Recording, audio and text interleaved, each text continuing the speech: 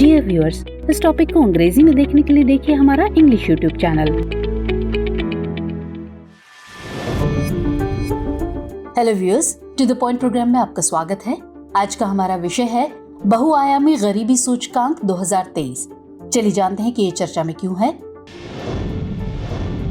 हाल ही में संयुक्त राष्ट्र विकास कार्यक्रम यानी यूएनडीपी और ऑक्सफोर्ड गरीबी एवं मानव विकास पहल यानी ओपीएचआई द्वारा वैश्विक बहुआयामी गरीबी सूचकांक यानी एमपीआई 2023 जारी किया गया है। चलिए अब जानते हैं कि वैश्विक बहुआयामी गरीबी सूचकांक क्या है।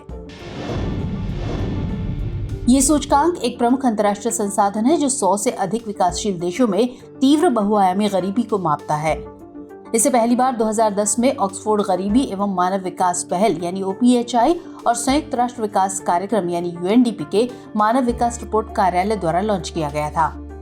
ये 10 संकेतकों की जांच करके स्वास्थ्य, शिक्षा और जीवन स्तर में तीव्र अभाव की पहचान करता है।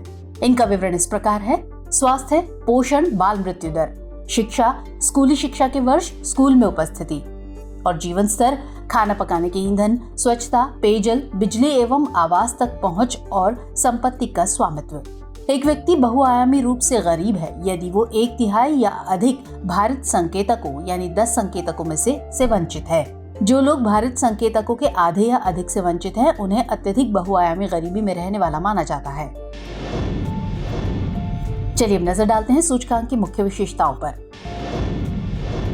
विश्व स्तर पर 6.1 अरब लोगों में से 1.1 अरब लोग यानी कुल जनसंख्या का 18% अत्यंत बहुआयामी रूप से गरीब है। उप सहारा अफ्रीका में 534 मिलियन गरीब है और दक्षिण एशिया में 389 मिलियन गरीब है। ये दोनों क्षेत्र प्रत्येक 6 गरीब लोगों में से लगभग 5 का घर है। एमपीआई गरीब लोगों में से आधे यानी 566 मिलियन 18 वर्ष से कम उम्र के बच्चे हैं। बच्चों में गरीबी दर 27.7% है जबकि वयस्कों में ये 13.4% है। चलिए अब नजर डालते हैं भारत की स्थिति पर। भारत में अभी भी 230 मिलियन से अधिक लोग गरीब हैं। भारत की 18.7% आबादी इस श्रेणी में है। गरीबी उन्मूलन में भारत की प्रगति की बात करें तो भारत उन 25 देशों में शामिल है जिन्होंने 15 वर्ष के भीतर अपने वैश्विक एमपीआई मूल्यों को सफलतापूर्वक आधा कर दिया है। इन देशों में शामिल हैं कंबोडिया, चीन, Congo, Honduras, Indonesia, Morocco, Serbia और वियतनाम आदि। 2005-06 और 2019-21 के बीच लगभग 415 मिलियन भारतीय गरीबी से बाहर आ गए।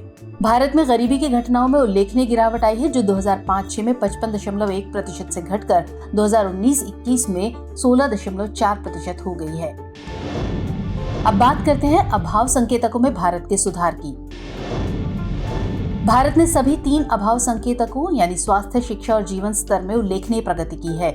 सभी क्षेत्रों और सामाजिक आर्थिक समूहों में गरीबी में गिरावट समान रही है। सबसे गरीब राज्यों और समूहों जिनमें बच्चे और वंचित जाति समूहों के लोग भी शामिल हैं, में सबसे तेज पूर्ण प्रगति हुई।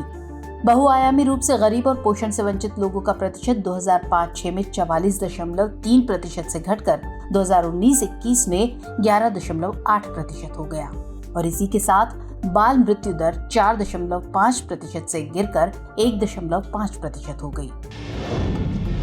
चलिए अब नोट कर लेते हैं आज का अभ्यास प्रश्न। बहुआयामी गरीबी सूचकांक 2023 के संबंध में निम्नलिखित कथनों पर विचार कीजिए। पहला कथन, इसे पहली बार 2001 में जारी किया गया था। और दूसरा कथन, भारत ने सभी 3 अभाव संकेतकों यानी स्वास्थ्य, शिक्षा और जीवन स्तर में उल्लेखनीय प्रगति की है।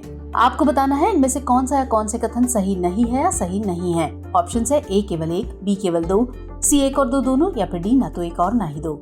तो सवाल का जवाब कमेंट सेक्शन में देना मत भूलिएगा। मुलाकात होगी अगले एपिसोड में किसी और खास विषय के साथ। तब तक के लिए जय हिंद।